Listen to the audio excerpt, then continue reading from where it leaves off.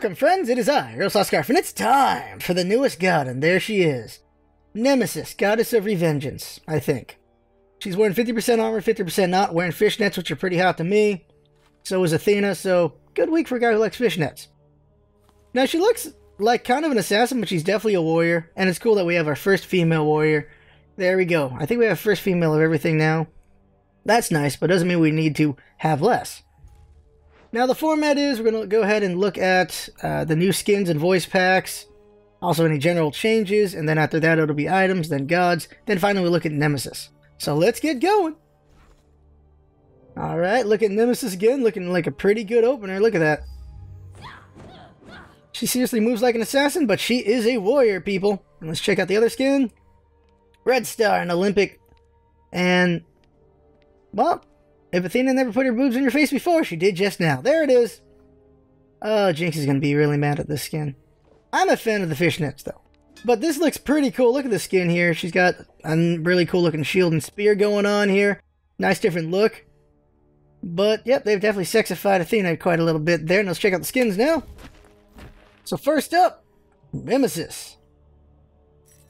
There we go. Look at Nemesis skin front and the back now. And there you go. As a warrior chick, that skirt's not going to do anything for her, but still pretty cool looking. Well, you want to see her a little more armored up, but that is what she got right there. And now the other skin is No Mercy, and it just looks really cool. It's an amazing recolor here. That just looks great. I'm going straight for this skin. Just looks really good. Let's check out her voice pack. Ward the fire giant. Be careful left. Help right lane. Defend left lane. I'll defend the Titan. It sounds really familiar, but I can't tell who it is. Help middle lane. I'll defend the Titan. I'll gank middle lane. I think it might be Freya or Art. Let me check Art. I'll defend right lane. Attack left tower. Wow, Art got really manly on that one. I'll gank middle lane. Complete it. Oh, wow. Maybe Freya? Enemies have returned to base. Hmm. I'm going for jungle buff. I'll defend the gold fury. Falling back. Enemies in the jungle. Maybe not. She just sounds familiar. Bye. Maybe a Freya? Enemies behind us. Defend the fire giant. Defend the gold fury. Enemies in the left jungle. Bye. That's too bad. No problem. I don't know. She sounds like a god, but I just can't pinpoint it. I just can't. Let's check out the other skins. That is Athena. So here's the Red Star. Red Star Athena is, there it is. Looks pretty cool there with the Red Star going on right there. And that's a really nice looking spear. Just the good colors on her clothing. Very good colors here. Nice fur going on here. And then over here we get the Olympian one. When you buy Red Star you get this one for free. So it's like 200 each. 400 in total though. Like there's the 5 colors there. 5 colors here. Nice contrast of colors there. And they get pretty good detail in all the coloring. It's very nice. Very nice indeed. And also, as it showed, there's like 17 more days to buy this. You cannot buy it anymore after that. So, that's a limited time frame. And finally, Gold Nuwa. And here she is. In a moment. There she is. Gold Nuwa. Looks really nice. That is really good contrast going on there. Very smooth. It looks really good. Then over here, we have the darker one with the obsidian. And also looks really nice. I wouldn't be surprised if people really start asking for the white versions to see how that goes, just because Hell had white, so people will probably start asking for that at some point in the future.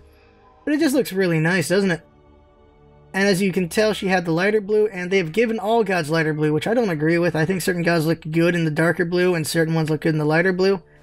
But they've gone ahead and gone for the blanket there, and there's too many blanket things that Hi-Rez does. Not a fan of that, but that's what they do. They just blanket things, and there it is. General stuff. They have changed. Co-op is now a thing here. All these modes right here are co-op. They're no longer in practice, so they can't say, oh, it's practice mode, so you can play any god. Not anymore. It's its own co-op. The bot still needs some work, but at least, you know, you can play co-op against bots, so that's going to be very interesting. The more they improve them, the better, because bot combat is a big thing in League of Legends. I have a lot of friends that only play bots. So if you bring bots into Smite, you will get a lot of my friends and a lot of people from League of Legends over here who want to play it, but they don't want to play other people. Some people just don't like fighting people. That's how it is. A couple big things is they have changed how Deserter works. it's going to be a little more forgiving for certain people just because people do have bad connections. They've also changed Matchmaker a little bit. Not sure how they changed it. They didn't say. And here's a very big one for a lot of people. Localization. You can only do this at launcher, but you can localize your game in German, French, or Spanish translations. And they want a lot of feedback on that. They want to make sure they translated things correctly and stuff like that. They want to make sure they do it right. And more of the languages will come in the future. This is to make Smite even more accessible to everyone else that wants to play the game. Especially because, well, there's just the EU and the NA servers and maybe someday other servers. And then, of course, Tencent China on its own has its own servers. So we don't actually interact with those guys. But there's a whole big world out there that wants to play Smite, I'm sure. So the more languages, the better for them, pretty much. And that should be everything. And we'll go over items next now. Only one big balance change, and that is to the active Hand of the Gods. And here's what it is. 90 seconds on the first level, still 60 seconds on the second level. So what does this do? A couple things it does. It affects variety in different ways. First way is it affects build choices. We used to see a lot of people go for starter item, which is Bomba, Dust Toll, or Vampiric Shroud. Get Hand of the Gods level 1, and then they would get Purple Potion and Red Potion. And you see that very often, to the point that people thought that was the solid meta. If you didn't buy that, then you didn't know what you were doing, and that was retarded. Straight up retarded, because that's not the only way to build a freaking jungler. So what this does is, you have to make your choice. Do you want to go for 90 seconds or 60 seconds? Which one do you want to do? Because 60 seconds, of course, will put you back to where you used to be doing things, but you can't have the Red Potion or Purple Potion anymore. You could start Bomba, Hand of the Gods, and then 2 potions. That's it, if you want to go for the 60 seconds. And you could also do, okay, so other kind of builds. Like, we know how I like to do my racking builds a little different, so this affects things a little bit in different ways. But there's just, now you have to make your choice between level 1 and level 2, and what that does to the rest of your build. And there's a variety of things you can do with that, so there you go with that. The other thing it does is for Jungle Mirror, Athena, and other jungles that aren't too common. These will have a little bit of a harder time because that 60 seconds is really nice. It really allows in the jungle a lot. So going for 90 seconds is going to hurt them a little bit. They can roam more, but they also need to farm a lot at the same time, so that is not good for them. So we might see a little bit less of them in the game unless they go straight for the level 2. That's really what I think. But they should still be viable in a way as long as you have good coordination. Good coordination can make anything viable, though. Because Jungle Mirror and Athena are pretty good, but I've won with Jungle Ares and Jungle Hades because of good coordination. You just need good coordination, and the most ridiculous ideas can work. That's what happens. Another change to items, though, is graphically boots. There you go, new boot look there. And then for mages, they have changed the graphics as well. But funnily enough is, so you got the mage side, nothing for this side, though. The exact same graphics as the physical side, and yet they haven't changed them. I guess this is what they're going to look like for them. But there you go. Those are everything for items. So now let's take a look at the gods. Alright, so Hi-Rez has gone forward, and now they have finished off what they say they finished. The post-hit delay reductions and pre-hit delays. Post-hit delay is now called recovery time. Pre-hit is called casting time. That's how long it takes before you cast something, and how long it takes to recover from what you're doing. So the idea here is they've gone ahead and given all the gods who are going to get post-hit delay reductions or casting times their things, and they'll tweak it from there. We'll show the list of the gods who got them, and I'll go over the ones who got the most important ones. Agni's the first god. Agni got recovery time reduction to 0.1 on his Noxious Fumes and his Flame Wave. He got a casting time increase to 0.3 on his Noxious Fumes, but also his Rain of Fire got 0.6 from 0.7 on recovery time. Because of how much more effective Agni should be with these recovery times, they've nerfed his damage a bit on his Rain of Fire. They've taken it down by, looks like 15 up to 35 damage across the board. So it's 160, 195, 230, 265, and 300, when it used to be 175, 215, 255, 295, and 335. But the thing about Noxious Fumes is they put a casting time on up to 0.3 seconds. What happens is, as the Rain of Fire lands, that exact moment, Noxious Fumes will come up for the stun if you spam both abilities as quickly as you can. For me, I can do it. Some people are saying they can't do it. I have a ping of 150, someone at ping 60 said they couldn't do it, someone at ping at 300 said they could do it, another person at ping 300 said they couldn't do it. So, I don't know what affects the lag for that, But some people can cast it, some people can't. So they might reduce the casting time on Noxious Fumes so people can do the stun more. That's probably what's going to happen. We'll see that in the future, but I think that's probably what's going to happen. Anubis got some reduction. Recovery increase.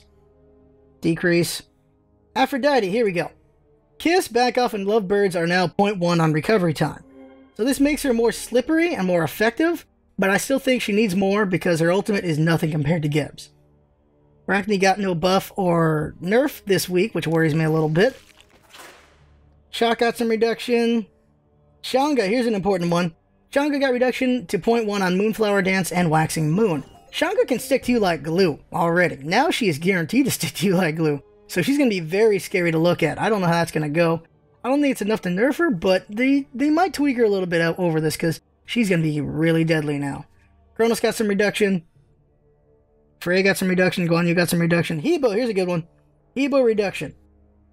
So 0.1 seconds on Atlas and 0.1 second on Water Spout. I don't remember what Water Cannon is. And then Crushing Wave. So these two got 0.1 second on recovery time. What happens is you can do your passive in one breath. You put down the Atlas, do the Water Spout, do the Water Cannon, your passive is at full, now you can do your Crushing Wave and kill somebody. I don't remember the old timing on Water Spout to Water Cannon, but with Water Spout to Water Cannon now, you can hit someone mid-air with your Water Cannon. I believe you hit someone as they landed with the Water Cannon previously, and then you go into Crushing Wave. So I didn't test this out. I tested Water Spout to Water Cannon. I did not test the Crushing Wave part. But Water Spout to Water Cannon, you can hit someone mid-air. Mid-air with the Water Cannon if you spam it right after you hit Water Spout. So there's no way for them to get out of it. I do believe, though, even with recovery times, the target may have enough time to leap or Aegis out of Crushing Wave if you combo Water Cannon into Crushing Wave. I don't know. I was not able to test this. I'll have to see it in combat, but if you can combo all this together and they can't do anything about it, that's going to be devastating. But if they have enough time to get out of Crushing Wave, then it will still be effective, but not as effective as it could be. But they didn't have the time to test it out. I'm going to test it out in combat. And I will because I love playing Hebo. But right now you can go Atlas of the Yellow River, Water Spout, hit someone mid-air with Water Cannon, and then Crushing Wave, taking full advantage of your passive and all your damage. You will hurt them like hell or kill them. I don't think they'll nerf him though because he got nerfed recently. Now here's the big one. Spam Hell is back, people. All of her abilities except for Switch Stance is 0.1 seconds. I don't know what the recovery is on Switch Stance though, but everything else is 0.1 seconds, which means with max cooldown, Spam Hell is back and she's going to hurt you like hell. Spam Hell was a thing back in the day. It was banned every game. No one allowed you to play Hell because of it. And it's back. You're going to burst people very hard at the start of a match. You just got to be accurate about it.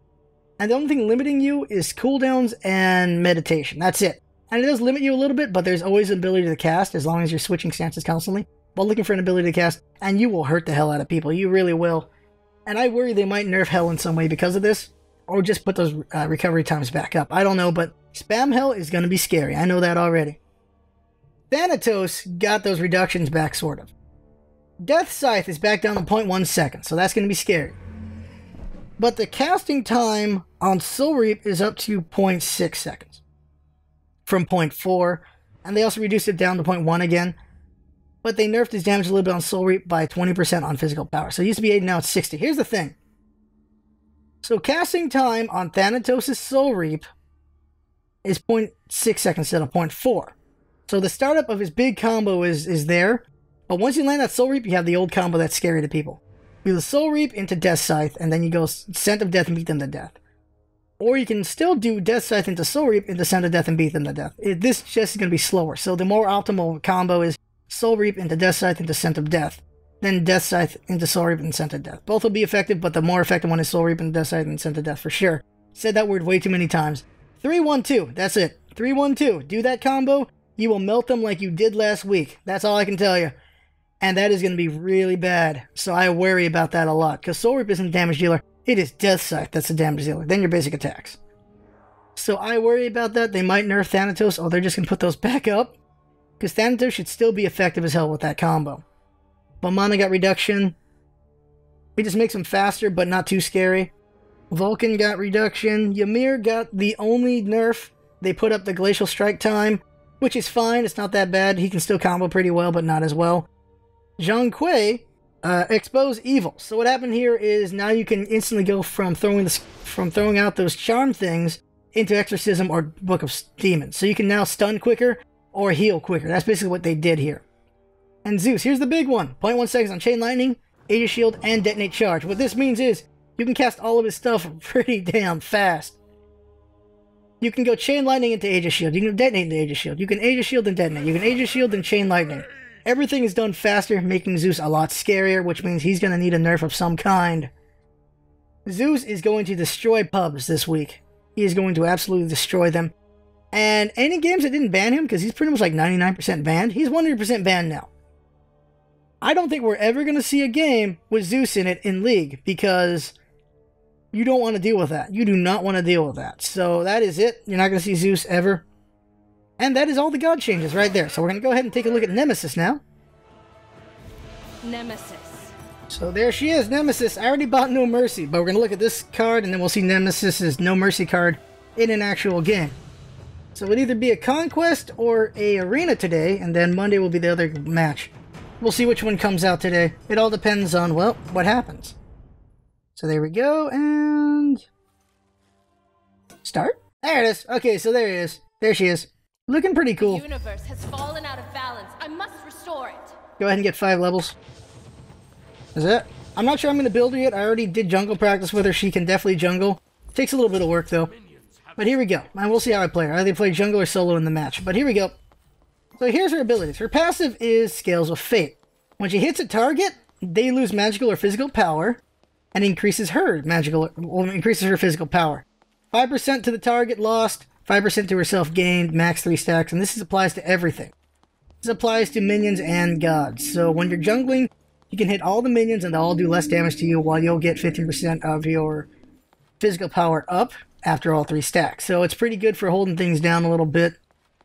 And also in general, just if you want to try to spread her hits around to slow down, well, enemy gods with their power. Like doing this to Alaquang or Hebo would be pretty good because they can't be as effective to her, so that's nice there.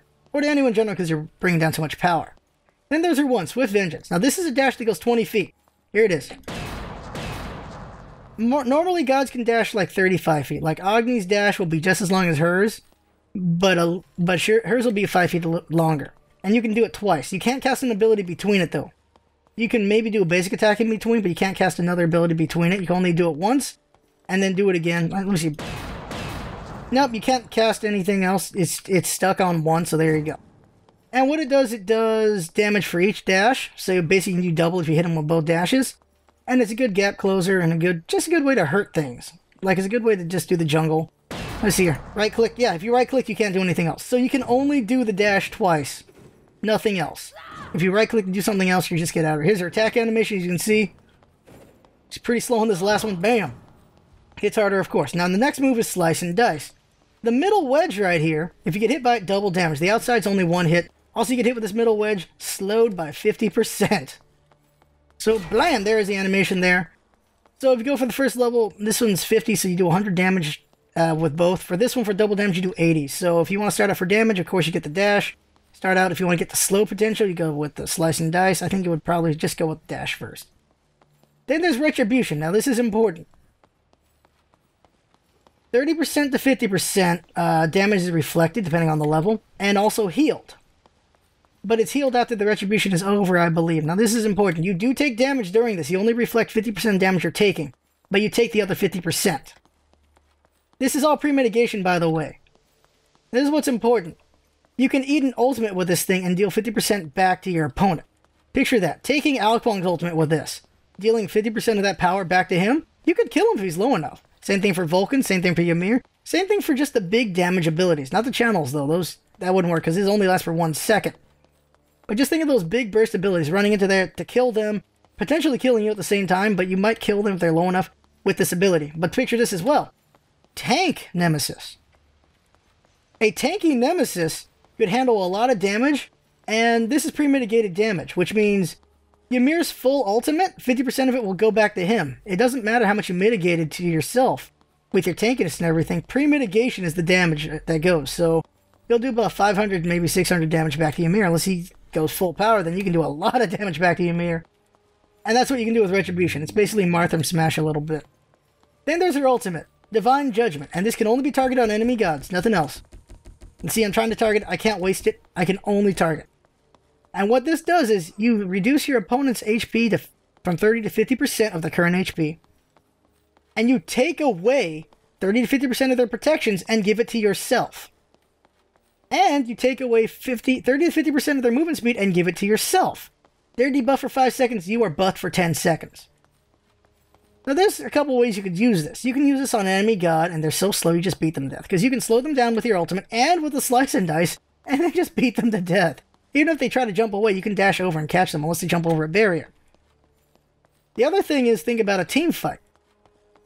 Use this Divine Judgment on a tank in a team fight. You hit them so hard and bring them down so low, they may have to evacuate and leave the fight while you just beat the crap out of everyone else with all the protection that tank had. Well, 50% of it. Think about that. There's also just focusing down people. Like, if Agni's a big problem in the team fight, you can go straight for Agni. You go after him. You hit him with the ultimate, so he has half of his protections, half of his HP, half of his speed. He'll dash out, but you can dash right after him, slow him down with this, and then just beat the crap out of him and take him out, pretty much. So there's a lot of things she can do. She can take someone out one-on-one, but she can also have some pretty interesting team capabilities as well. Now let's fight Ra really quick here. So let's go ahead and do the ultimate on him. Blam, he's slowed down. Slow him down some more, beat him up. Reflect his ultimate back at him. Actually, he missed his ult, so I didn't even actually hit him with him. Dashing through him. I'm out of mana right now because I don't have any items. And just beat the crap out of him. You see, he's doing less magical power to me now. And I'm doing more tap power. And down he goes. And there's new animation for kills right there. And as you saw earlier, the new animation for leveling. Now let's hear her taunt and then we'll be done. Fool! Do you think your arrogance will go unpunished? Your pride will not go unpunished. Last one. I have weighed your soul against the scales of fate. It came up light. Those are taunts. Here's her jokes. I have weighed your soul against the universe. And you could really stand to lose some weight. Ouch! What happens when the god of balance weighs herself? Fits of depression followed by binge eating. Trust me on this. Oh my god. Last one. They say justice is blind. But really, I'm just ignoring you. Mean. Alright, so that's all that. So now we're going to go ahead and get into a match. That'll be in the next video. See you then. Thanks for coming by.